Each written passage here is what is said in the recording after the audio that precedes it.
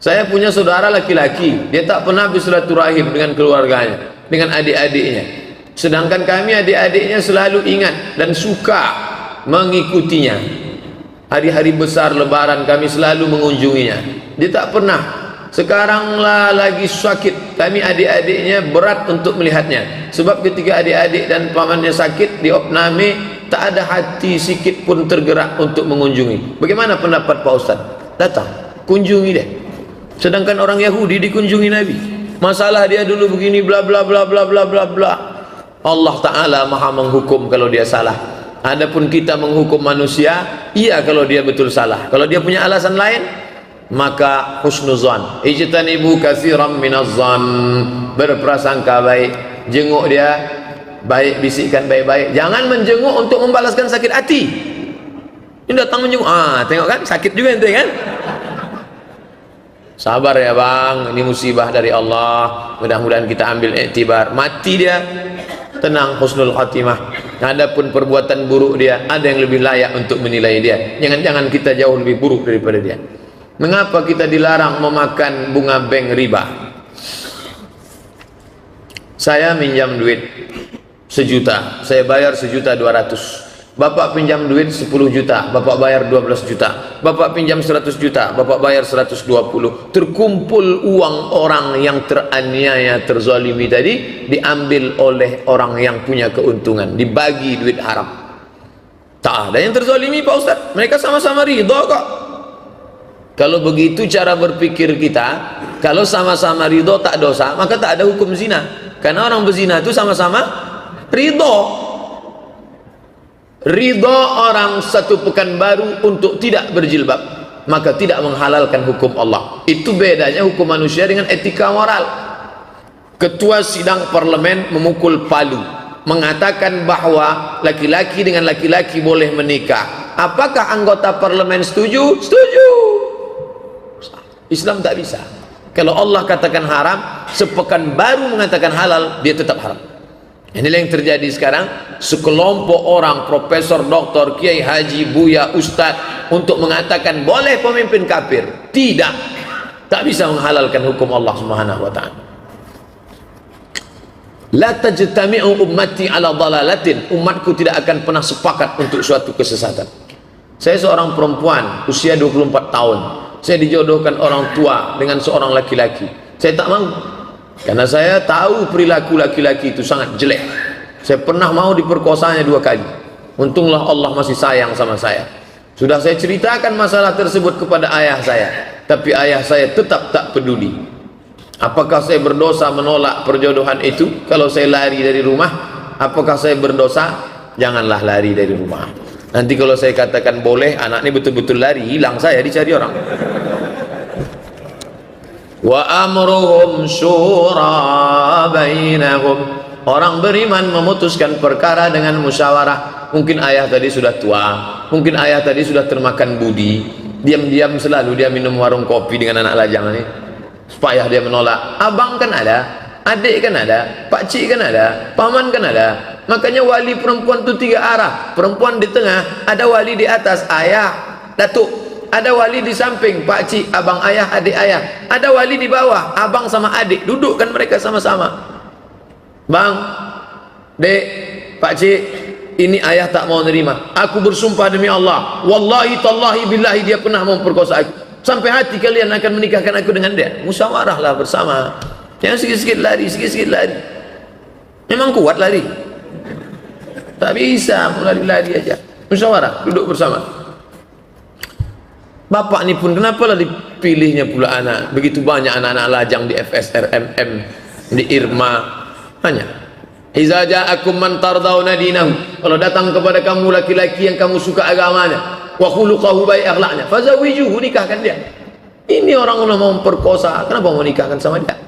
Kapan masanya suatu ayat itu digunakan untuk saat ini, dan kapan suatu ayat itu hanya berlaku sebagai bahan pelajaran di zaman dulu? Sebab saat ini jika ada suatu kejadian lalu dikaitkan dengan satu ayat, tapi jika ditanyakan kepada ustadz dan guru lain, mengatakan ayat itu berlaku pada zaman Nabi, tak berlaku lagi di zaman sekarang.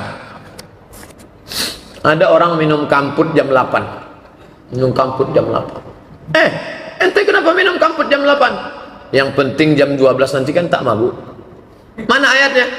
La taqrabus salah, jangan engkau dekati salat wa antum sukara, waktu kau sedang mabuk. Artinya kalau sedang tidak dekat salat boleh mabuk. Jam 8 mabuk dulu bro, jam 9 mabuk, nanti udah dekat-dekat mau salat baru kita tak mabuk. Ayat ini tak berlaku lagi sekarang karena ayat ini sudah mansukh. Di mana bisa kami baca tuh Pak Ustadz? Usul fikih. Usul fikih dulu dipelajari. Qawaidul fikih, usul fikih, fikih muqaran, fikih ibadah, fikih muamalah, fikih munakahah, fikih siasah. 7 untuk memahami fikih. Sekarang pelajaran-pelajaran ini dipotong di sunan. Umat ini menjadi jahil. Akhirnya dia baca Quran, dia pahami sendiri. Oh ternyata boleh kita mabuk kalau tak dekat sholat. Mabuk dulu Sesat, menyesatkan. Bolehkah kita mendepositokan uang di bank syariah? Boleh. Namanya tidak deposito. Pak, Bapak mau nyimpan uang di sini? Iya. Bapak mau pilih akad wadiah apa mudharabah apa murabahah? Kalau mudharabah bagi hasil, kalau murabahah permodalan, kalau wadiah titip aja. Kalau akadnya wadiah tidak akan bertambah karena tidak diinvestasikan. Pahami dengan baik. Dulu itu dikaji dalam satu fikih, namanya fikih muamalah, tentang nikah munakahah, tentang masalah politik fikih siasah.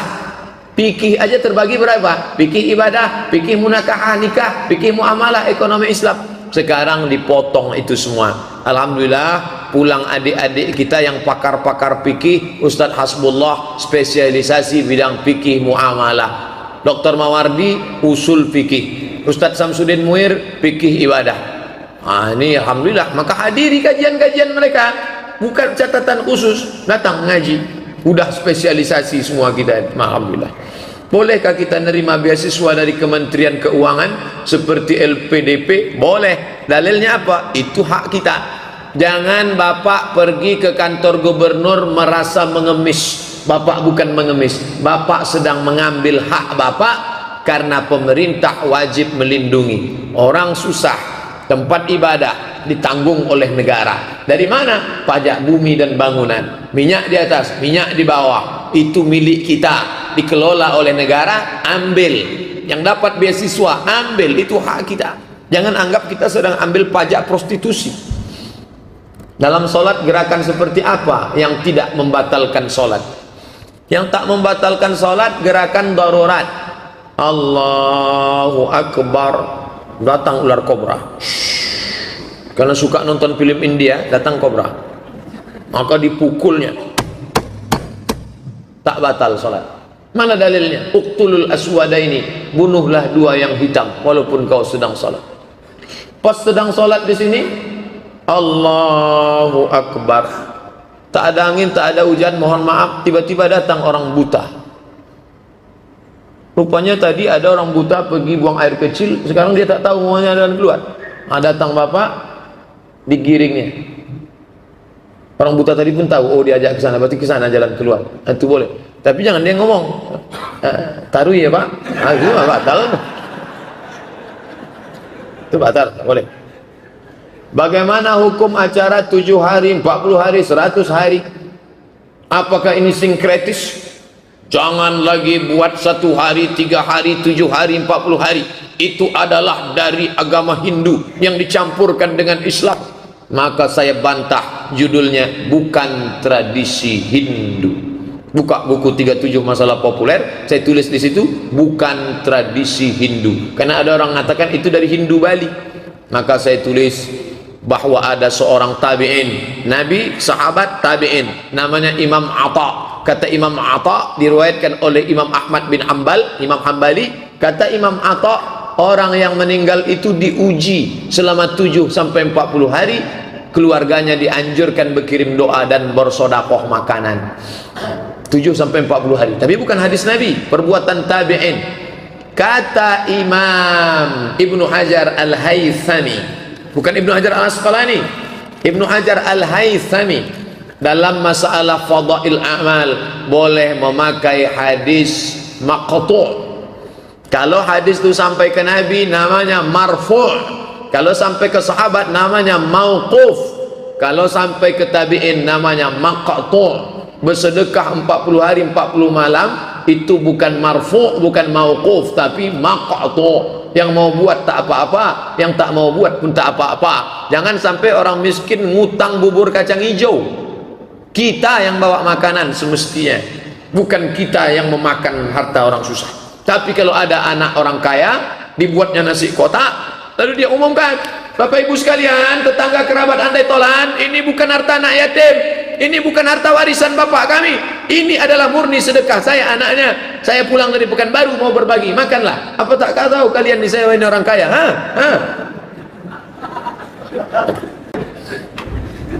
Ustaz, mudahan Ustaz dalam keadaan sehat, amin. Ini Ustaz ana mau nanya, saya menyukai seorang laki-laki, berarti perempuan,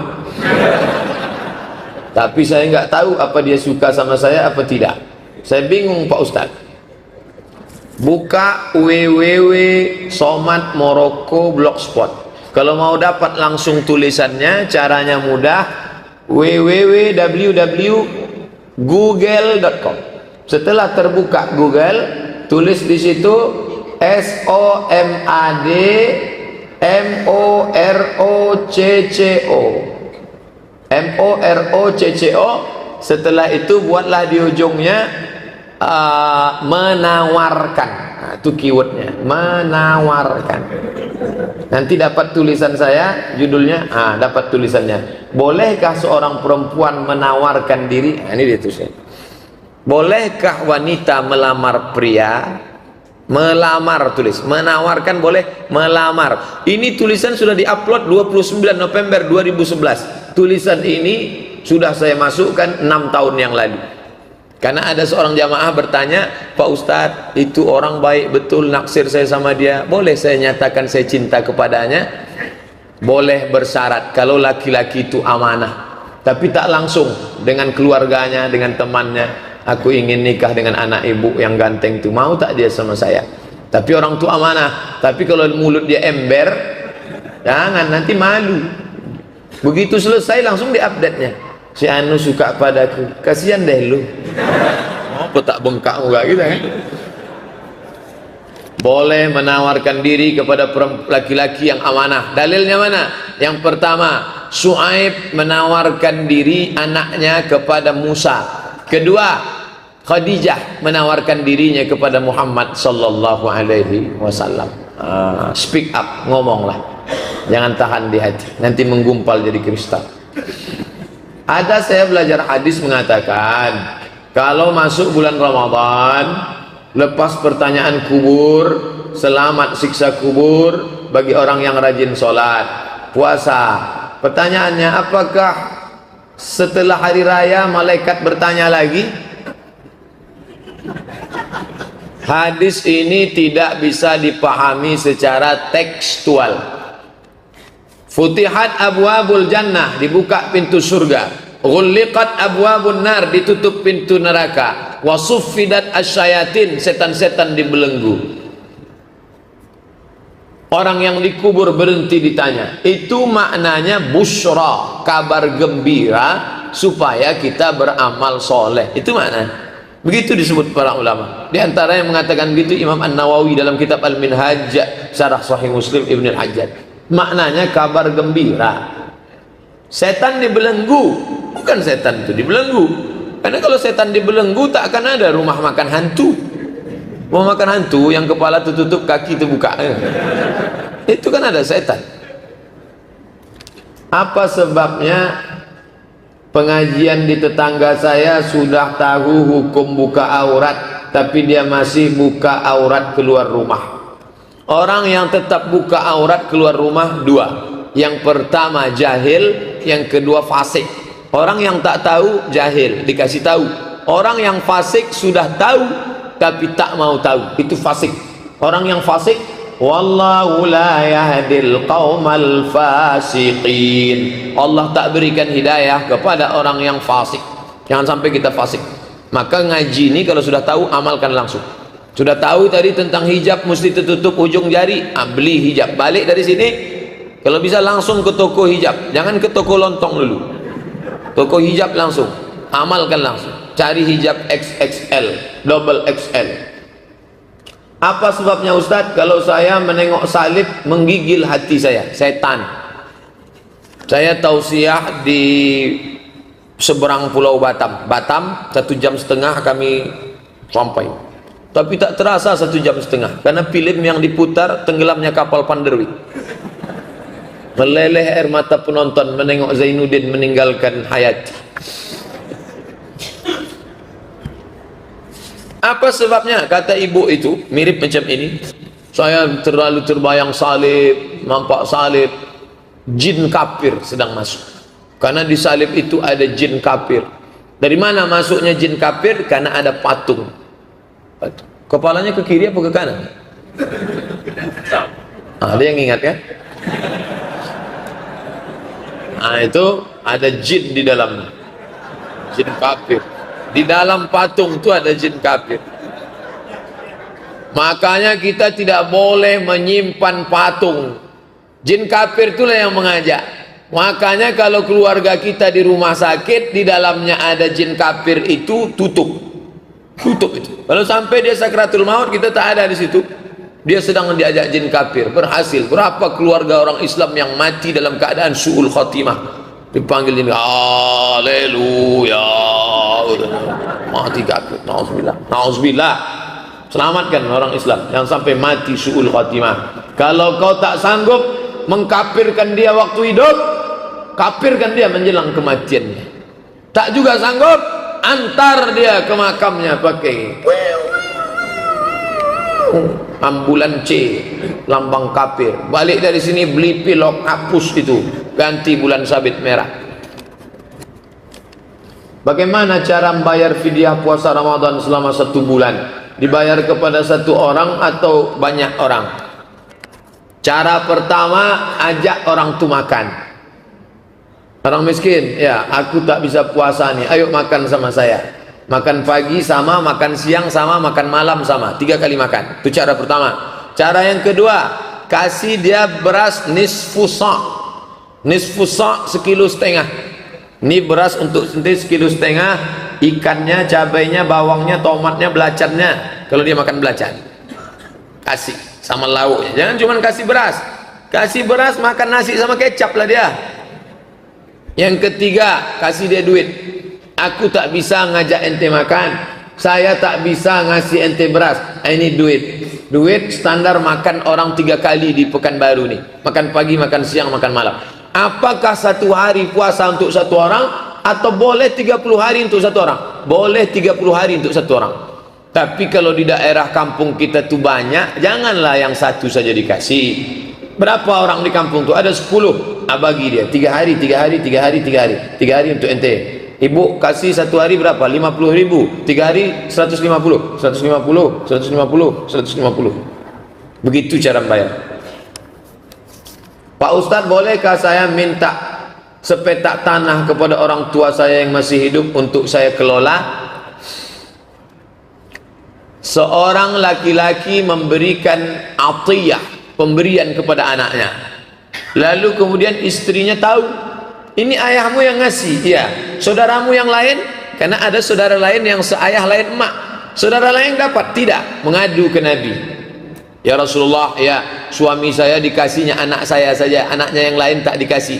Apa kata Nabi? Ittaqullah, takutlah kalian kepada Allah. Fa'dilu baina auladikum, bersikap adillah kalian kepada anak-anak kalian. Yang satu disekolahkan S3, yang satu es cendol pun tidak. Nanti kecemburuan, putus silaturahim mereka. Yang satu dikasih ruko, yang satu dikucilkan. Kalau mau kasih, kasih semua. Kalau tak kasih, jangan semua. Kecuali dalam kasus berbeda. Kasusnya begini, anak pertama S3, anak kedua S2. Tiba-tiba ujung kelas 6 SD, perempuan menyusul belakangan. Maka bapak yang bijaksana dudukkan. Engkau anakku pertama, kedua. Iya. Adik kalian ini, aku tak tahu umurku pendek nanti mati, gimana dia ini? Maka aku kasih dia 2 ruko ya. Kata si abang nih, tak apa-apa ya. Ayah kok takut sama kami? Aku tak takut sama kalian, bini kalian ni yang ku khawatirkan. Iya, kata abangnya yang 2 nih. Setuju ya? Iya. Setuju ahli waris. Begitu. Jangan diam-diam